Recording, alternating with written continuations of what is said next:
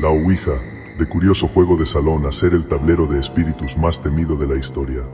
El tablero de Ouija, un juego que, dicen, une a vivos y muertos, ha pasado de ser un entretenimiento victoriano a convertirse en un símbolo de misterio sobrenatural. La Ouija, que antaño se consideraba una forma lúdica de comunicarse con lo desconocido, ha adquirido desde entonces una reputación más siniestra, convirtiéndose en un símbolo de intriga sobrenatural y miedo. Para muchos, la Ouija evoca historias de encuentros fantasmales y espeluznantes advertencias.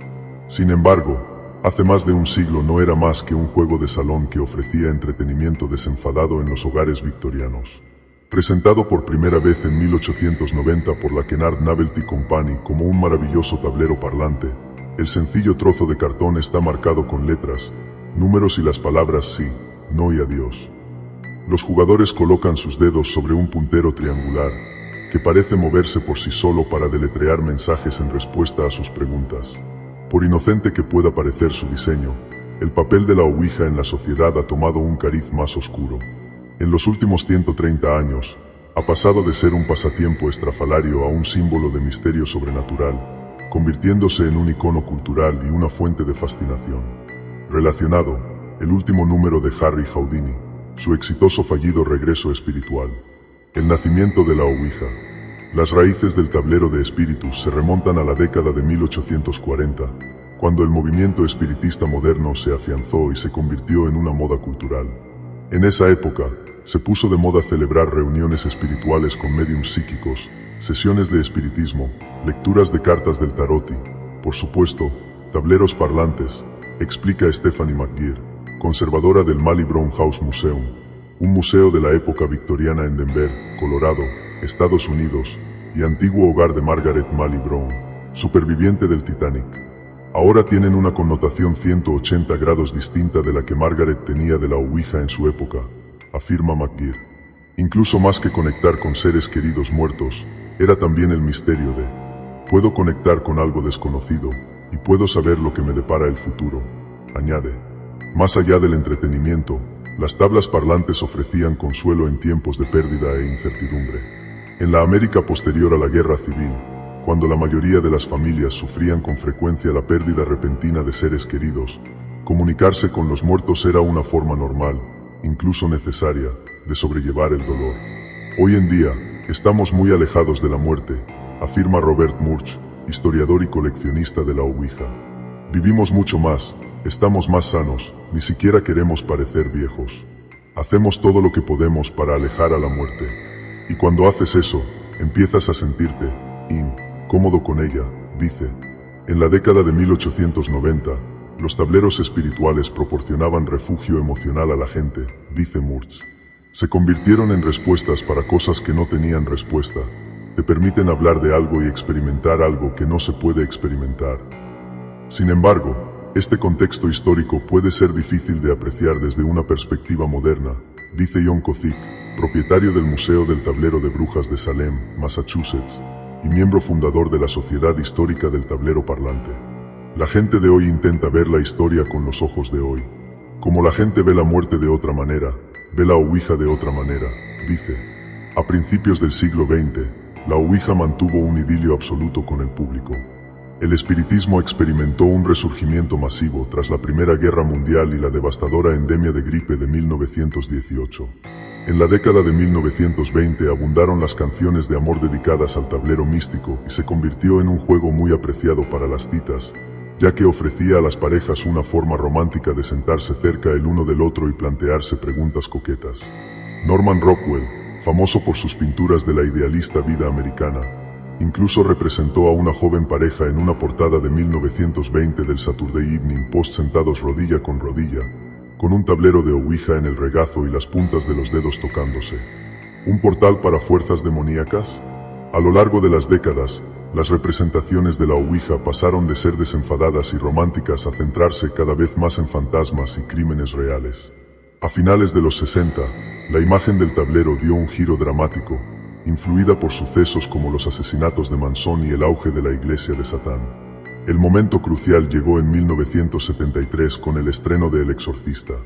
La película, que se basaba vagamente en una historia real, incluye una breve escena en la que se ve a una niña jugando sola con una ouija, a través de la cual más tarde queda poseída. Kotick afirma que era la primera vez que una película sugería que el mal podía llegar a través del tablero de esta forma. Cuando ves una película de terror basada en una historia real es cuando empiezas a pensar que cosas así podrían pasarte a ti, dice. En 1967, la ouija vendió más que el Monopoly, el único juego anterior o posterior que ha logrado semejante gesta. Solo ese año se vendieron más de 2 millones de tableros, preparando el terreno para el miedo y la fascinación que siguieron a El Exorcista. Las películas de terror posteriores, como Ouija Board, Juego Diabólico, contribuyeron a cimentar muchos de los infames mitos de las tablas parlantes que siguen vigentes hoy en día. A pesar de su espeluznante reputación, los estudios demuestran que la ouija no es más que un producto del fenómeno ideomotor, un efecto psicológico por el que las personas mueven objetos inconscientemente. No obstante, la ouija sigue siendo una actividad popular en las fiestas de pijamas de adolescentes de todo el mundo, lo que refleja su atractivo. Irónicamente, aunque a muchos les parezca un juego inofensivo, Kotick recibe con frecuencia tableros de personas que, a pesar de entender la ciencia, siguen temiendo su poder y desean deshacerse de ellos.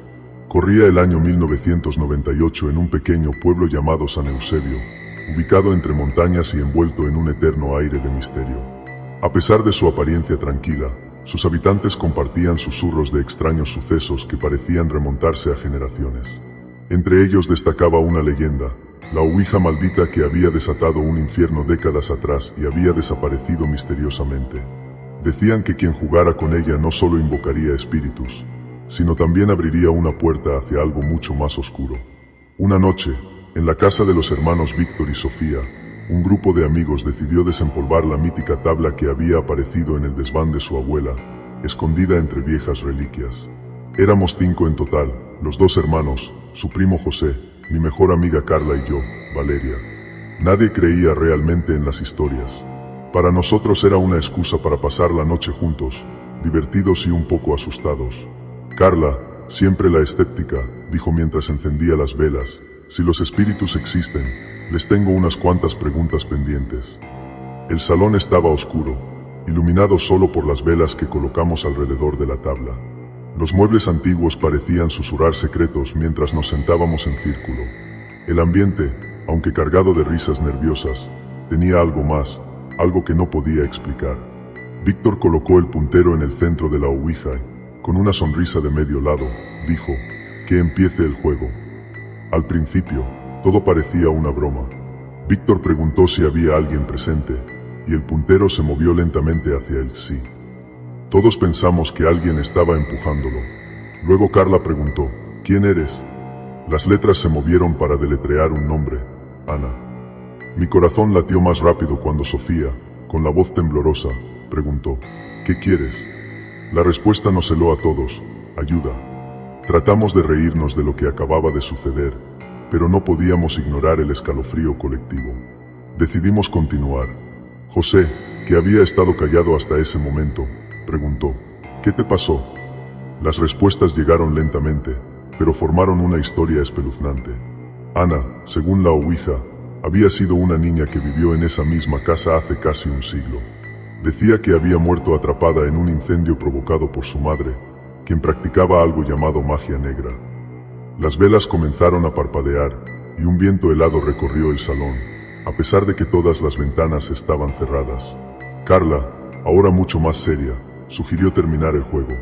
Pero justo cuando íbamos a despedirnos, el puntero comenzó a moverse rápidamente, deletreando, no pueden detenerse. En ese momento, todos sentimos un golpe sordo en el techo, como si algo pesado hubiera caído. Los eventos se descontrolaron después de esa noche. Víctor empezó a escuchar voces en su habitación, y Sofía encontró extraños símbolos grabados en la pared del sótano. Una madrugada, Carla llamó histérica diciendo que su espejo se había roto solo y que había visto una figura reflejada en él. Aunque intenté mantener la calma, también comencé a notar cosas extrañas en mi casa. Objetos cambiaban de lugar, y las luces parpadeaban sin razón. Con miedo, decidimos investigar más sobre la historia de Ana y la ouija. Descubrimos que había sido creada por su madre como un canal para comunicarse con un ser llamado el Observador, una entidad antigua que exigía sacrificios a cambio de poder. La madre de Ana había intentado detenerlo quemando la casa con ella adentro, pero el ritual nunca se completó. Ahora, al usar la tabla, habíamos reabierto esa conexión. Desesperados, buscamos ayuda. Contactamos a un sacerdote del pueblo que se negó rotundamente a involucrarse, diciendo que no podía enfrentarse a algo tan oscuro. Finalmente, encontramos a una mujer llamada Magdalena, una espiritista conocida por lidiar con casos extremos. Ella aceptó ayudarnos, pero advirtió que el precio podría ser alto. Magdalena organizó un ritual en la casa de los hermanos. Nos hizo formar un círculo alrededor de la ouija, esta vez protegidos por amuletos y sal bendita. La atmósfera era sofocante, como si algo invisible nos observase con odio.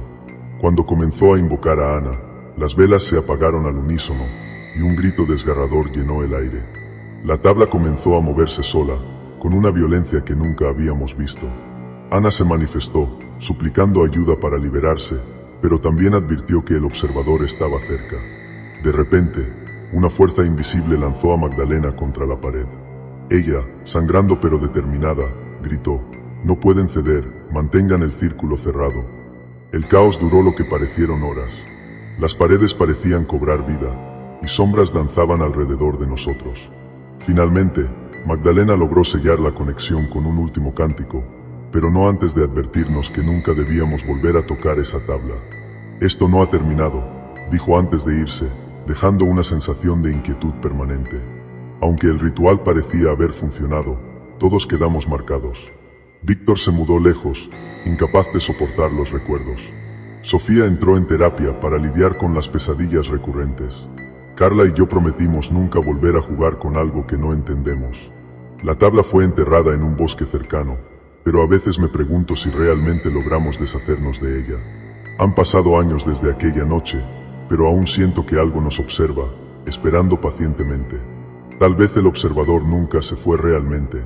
Tal vez solo está esperando a que volvamos a jugar.